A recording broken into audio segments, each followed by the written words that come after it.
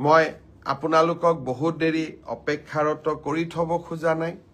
মই আপোনালোকক প্ৰতিশ্ৰুতি দিছিলোঁ যে এডভান্টেজ অসম হৈ যোৱাৰ পিছতে আমি হৈ যোৱা পৰীক্ষাবিলাকৰ ৰিজাল্ট লাহে লাহে দিবৰ বাবে চেষ্টা কৰিম মই আজি কেইটামান পৰীক্ষাৰ ৰিজাল্ট কেতিয়া দিব তাৰ বিষয়ে মই আপোনালোকক জনাম গোটেই কেইটা পৰীক্ষাৰ ৰিজাল্ট কেতিয়া দিব সেই বিষয়ে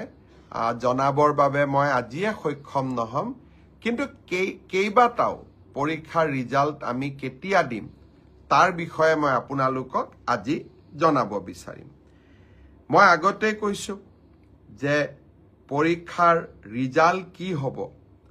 আসলতে আপোনালোকে মোক সুধিছে আসলতে আপোনাক ডেটটোৰ প্ৰয়োজন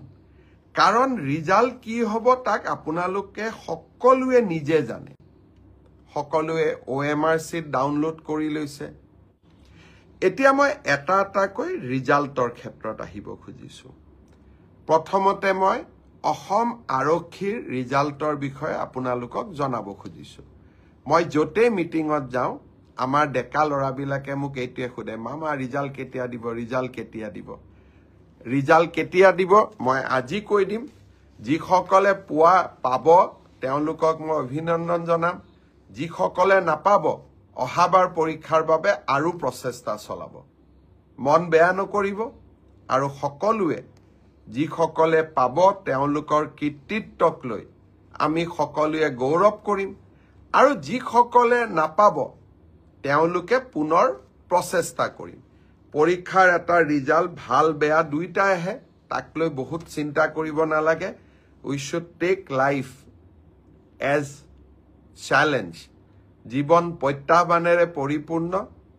ৰিজাল্ট আপোনালোকে জানেই OMR sheet আপোনালোকে চাইয়ে আছে গতিকে পোৱা আৰু নোপোৱা দুইটাই জীৱনৰ একোটা যাত্ৰাৰ সংগী বুলি আমি ধৰি ল'ব লাগিব মই এতিয়া আপোনালোকক জনাই থৈ যাম সাব ইন্সপেক্টৰ আমাৰ UB AB কমিউনিকেশ্যন এই তিনিটা ক্ষেত্ৰত অসম আৰক্ষীয়ে সাব ইন্সপেক্টৰ পোষ্টৰ পৰীক্ষা পাতিছিল ইয়াত পদ আছিল 203টা ইয়াৰে ইতিমধ্যে লিখিত পৰীক্ষা হৈ গল আৰু